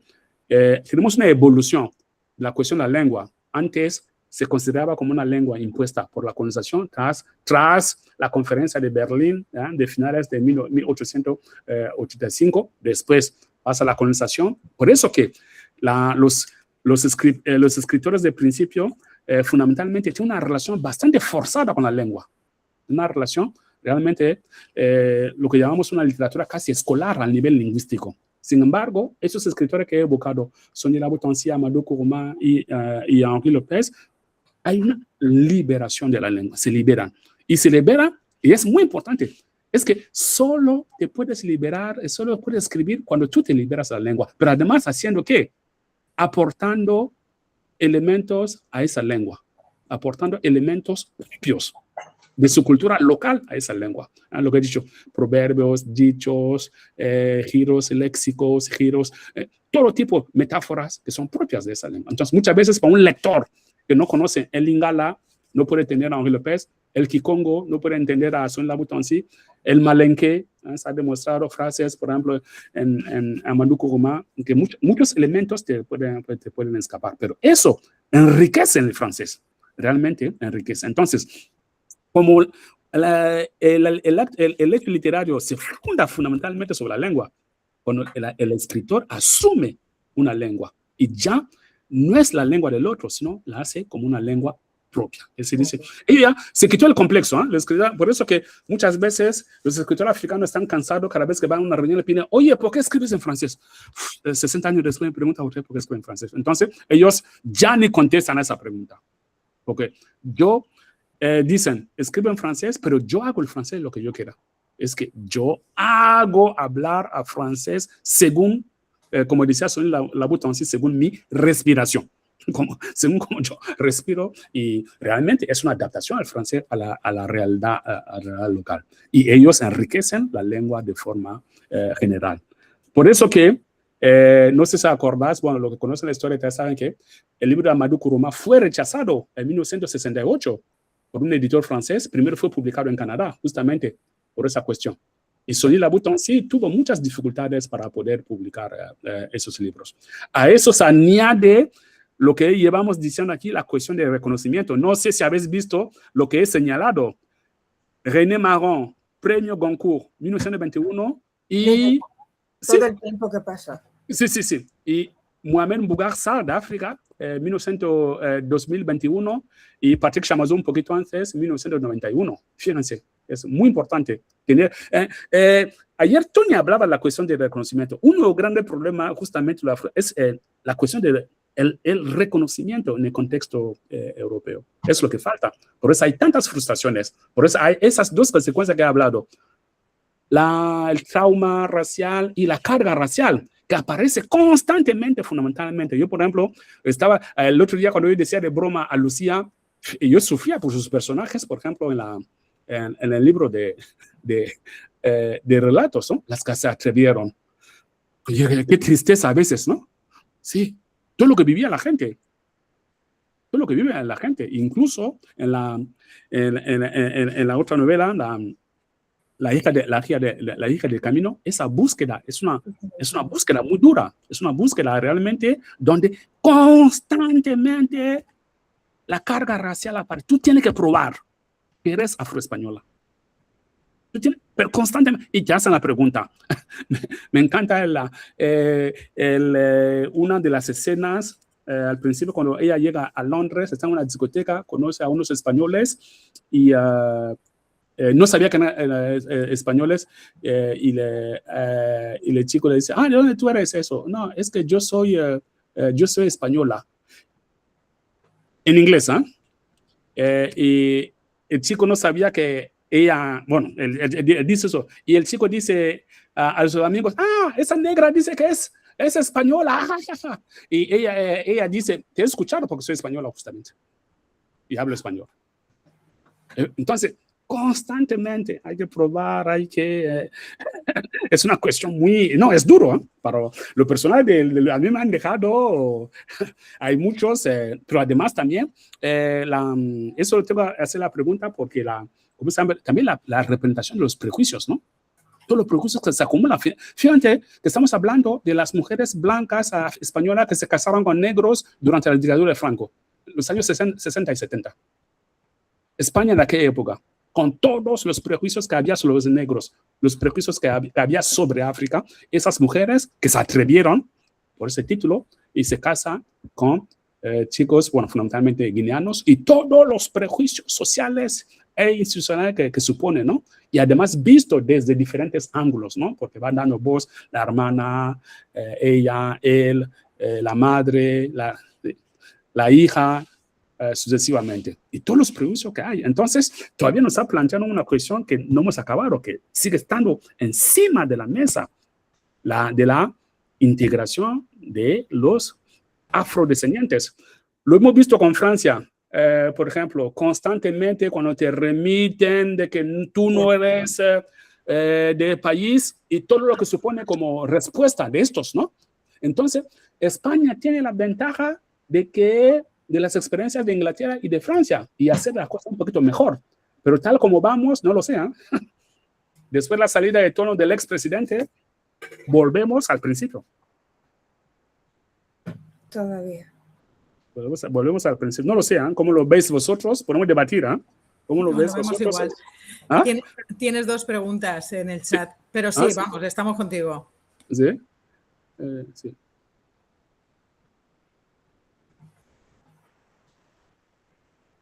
¿Qué dice aquí? La distinción de... Bueno, mira, voy a contestar como un bruto a la cuestión de la verdad. Al fútbol solo puede jugar el que puede jugar al fútbol. Si no puedes correr, al fútbol, sinceramente, muchas veces nos liamos, ¿no? Pensamos al fútbol, es que el fútbol lo ven millones de personas. A mí me gusta el fútbol. Un mal jugador de fútbol le quiere sacar del partido, le quiere sacar incluso desde tu casa a la tele, cuando es malo, del color que sea. Entonces, imagínense. Entonces, no es una cuestión de que van a seleccionar los jugadores de fútbol según no, es que los estados, fíjate que el deporte, fundamentalmente el fútbol, es como el orgullo, es el resumen del orgullo patrio. Hemos visto ahora la Copa del Mundo. Todos los países quieren ganar, quieren llevar lo mejor en fútbol y llevan, entre comillas, a los mejores. Imagínense si Lamine Yamal fuese regular al fútbol, digo regular. Yo he estado viendo toda mi vida viendo a mis dos hijos en las categorías inferiores y cuando los niños son regulares es que los entrenadores no los quieren. Los entrenadores quieren ganar al fútbol. Entonces llevan a los mejores. Entonces nos olvidamos de todos los detalles. Les da igual el resto de que nos ha hecho ganar. Es así y punto. Es que no hay, lo demás es racismo de rastrero, ¿me entiendes? ¿No? La polémica. Entonces, no se, oye, vamos a elegir esos colores para que... No, es que si no tuvieran si fuese realmente racismo y no tendrían esas riquezas que reciben los jugadores de fútbol. Te pagan porque tú puedes representarlo, porque tú puedes jugarlo. Por eso que este chico ahora no se gana mucho dinero. ¿Cuántos años tiene? 18 creo, ¿no? Cumplió 19. Cumplió 19 ahora durante el Mundial. Entonces, imagínate. Ya, por más que la extrema derecha no quiera, es que todo el mundo quiere llevar la copa a su país. Fíjense que ha ganado la selección española, ¿no?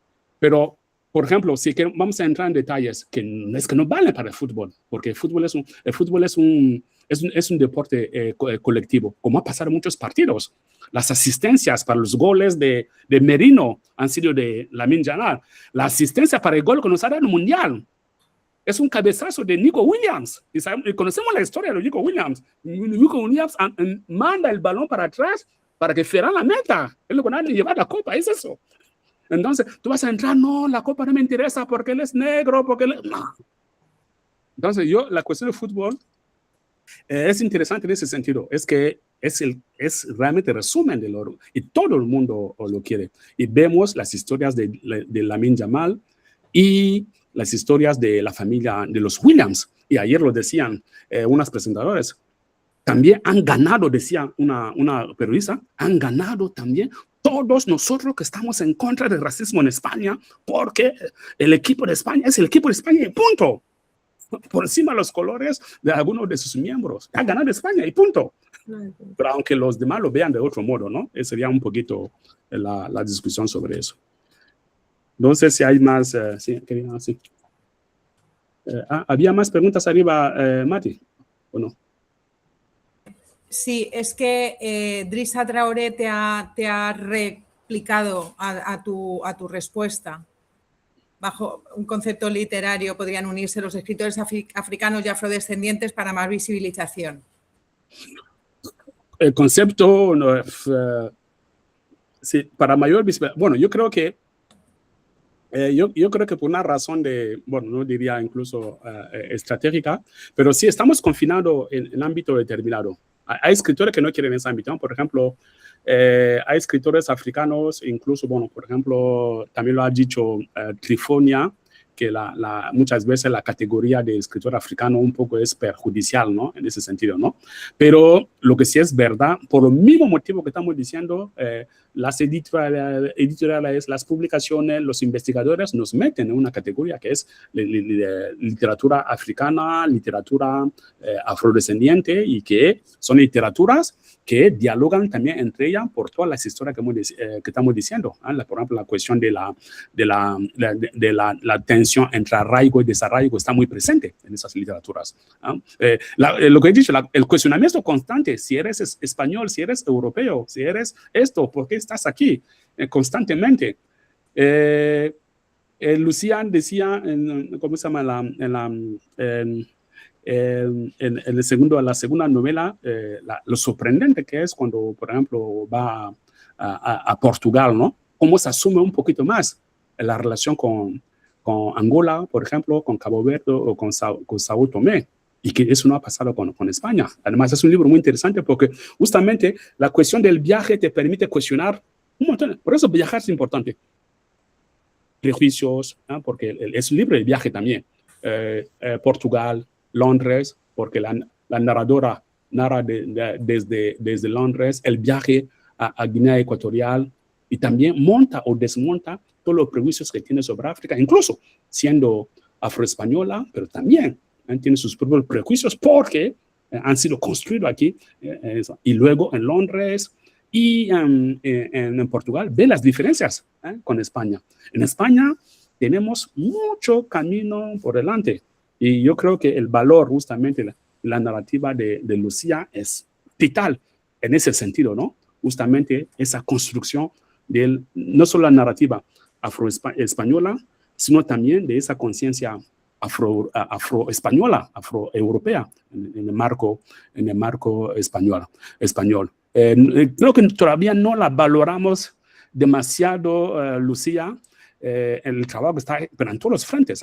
Hemos visto su intervención, cómo está al tanto de todo lo que está pasando, porque es muy importante esa cuestión de la memoria afrodescendiente, afroespañola en España, que también podemos ligar con el trabajo que está haciendo Tania Adam, ¿no? Muy importante. Además, yo tengo mucho interés a ver si podemos hacer una exposición sobre ese trabajo, que es sobre los archivos negros en España. Yo creo que España se tiene que mirar en el espejo y reconciliarse con esa parte de su memoria y de su historia, y reconocerla como partes integrantes de su identidad, sin plantearse demasiado como las preguntas que se planteaba el expresidente. Yo pienso que ahí está el problema.